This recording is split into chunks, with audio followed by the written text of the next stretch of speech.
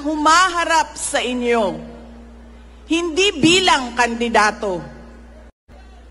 Ako si Inday Sara, isang botanteng nagmamahal sa ating bayan at natatakot para sa ating kinabukasan.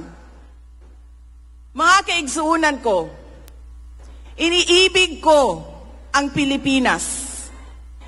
Iniibig ko kayong mga Pilipino. This election will decide the future of our country. Ang boto ninyo ang magbibigay katiyakan kung maituloy ang pagbabago o tuloy-tuloy na lang tayo sa kapahamakan. Filipinos deserve better.